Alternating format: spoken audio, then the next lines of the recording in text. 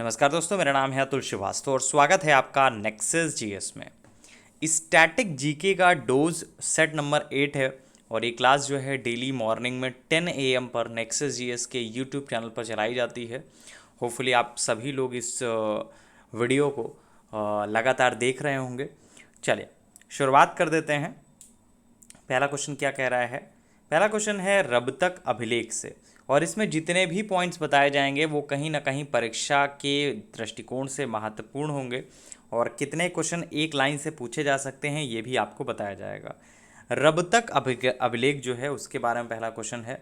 तो रब तक अभिलेख जो है अफगानिस्तान में शुर्क कोटल के निकट रब तक नामक स्थान से वर्ष 1993 में प्राप्त किए गए थे और ये यूनानी लिपि तथा बैक्टीरियन भाषा में लिखे गए थे। तो रब तक अभिलेख से रिलेटेड क्वेश्चन जो है एग्जामिनेशन में पूछा जाता है। नेक्स्ट है, कुछ दर्शन हैं उनके प्रतिपादक के बारे में बात करें, जैसे न्याय दर्शन है गौतम, सांख्य दर्शन है कपिल, वैशेषिक दर्शन है कणाद और मीमांसा जो है वो जैमिनी से संबंधित है।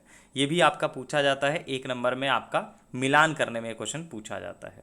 नेक्स्ट है, वॉरियम के बारे में बात करें तो चोलकालीन गांवों की गतिविधियों की देखरेख एक कार्यकारिणी समिति करती थी जिसे वॉरियम कहा जाता था। तो होपफुली अगर जब आपने हिस्ट्री पढ़ी होगी तो ये पॉइंट ज़रूर पढ़ा होगा वॉरियम के बारे में, और अगर मिस आउट किया होगा तो इसी तरह से क्वेश्चंस बनते हैं आपसे डायरेक्टली। आपसे इतिहास में बहुत सारी चीज़ें नहीं पूछी जाती, एग्जैक्टली डाटा पूछा जाता है वॉरियम किसे कहते थे, या चोलकालीन गांवों के बारे में और भी चीज़ों के बारे में पूछ लिया।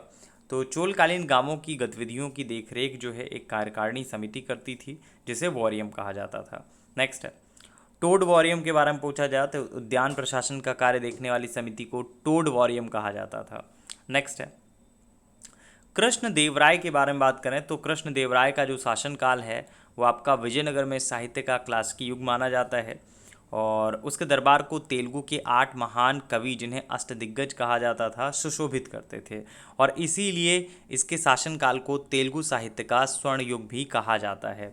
ठीक है, तो ये आपका ये जो आपका डेली डोज पढ़ाया जाता है तो इसका PDF नेक्सस जीएस के पेड क्लासेस में प्रोवाइड किया जाता है। जो डेली 2 पेजेस प्रोवाइड किए जाते हैं उनमें से आपका एक पेज डेली आपका यूट्यूब चैनल पर भी अपलोड किया जाता है। तो आप देख सकते हैं कि कितने चुनिंदा क्वेश्चंस उसमें होते हैं। आपको नेक्सस जीएस में वही चीज़ें पढ़ाई जाती हैं जो एग्जामिनेशन ओरिएंटेड होती हैं और जो परीक्षा में पूछी जा सकती हैं। नेक्स्ट पॉइंट है, कौमी आवाज़ के बारे में बात करें तो कौमी आवाज़ नामक उर्दू अखबार का जो प्रकाशन है वर्ष 1945 में जवाहरलाल नेहरू तथा रफ़ी अहमद किदवई द्वारा लखनऊ से प्रारंभ किया गया था। वर्ष 1997 में इस अखबार का प्रकाशन जो है वो बंद हो गया था। स्टार्टिंग के बारे में ही पूछा जाता है कि कौमी आवाज़ नामक उर्दू अखबार का प्रकाशन कब स्टार्ट किया गया था, कब प्रारंभ किया गया था। तो जवाहरलाल नेहरू तथा रफ़ी अहमद किदवई द्वारा लखनऊ में स्टार्ट किया गया था 1945 में।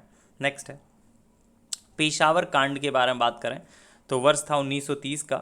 1930 में अंग्रेजी सरकार के विरुद्ध प्रसिद्ध पेशावर कांड का जो नायक था वो आपका वीर चंद्र सिंह गढ़वाली थे। नेक्स्ट है, संविधान सभा के 11वें अधिवेशन के बारे में बात करें तो इसमें डेट इंपॉर्टेंट है। संविधान सभा के 11वें अधिवेशन में 26 नवंबर 1949 भारतीय संविधान द्वारा अपनाया गया था। तो डेट इसमें इंपॉर्टेंट है, डेट पूछा जाता है।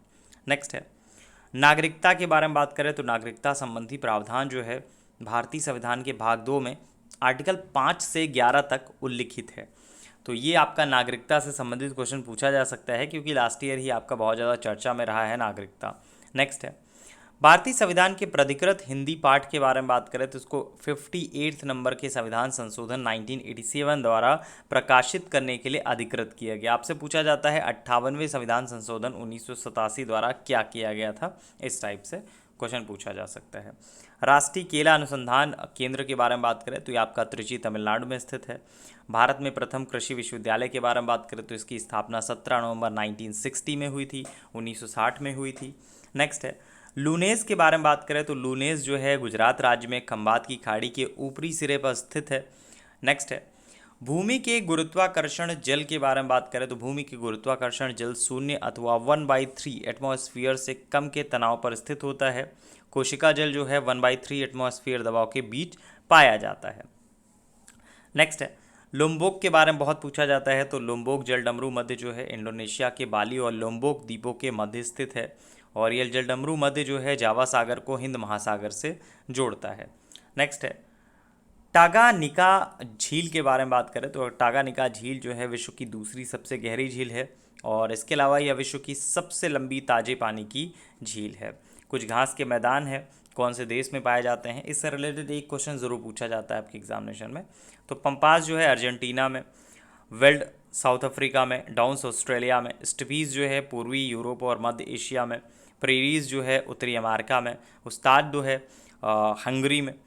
तो ये आपका घास के मैदान से रिलेटेड एक क्वेश्चन ज़रूर पूछा जाता है। तो पहले तो सिंपल पूछा जाता था कि पंपास कहाँ पे है, अभी जो है ये क्वेश्चन मिलान करने में ज़्यादा पूछा जाता है। तो 4 क्वेश्चन पूछे जाते हैं जिनमें से आपका 1 नंबर का क्वेश्चन होता है, और इस टॉपिक से लगभग से अल्टरनेट एग्जामिनेशन में क्वेश्चन पूछा जाता है, आपको पता होना चाहिए।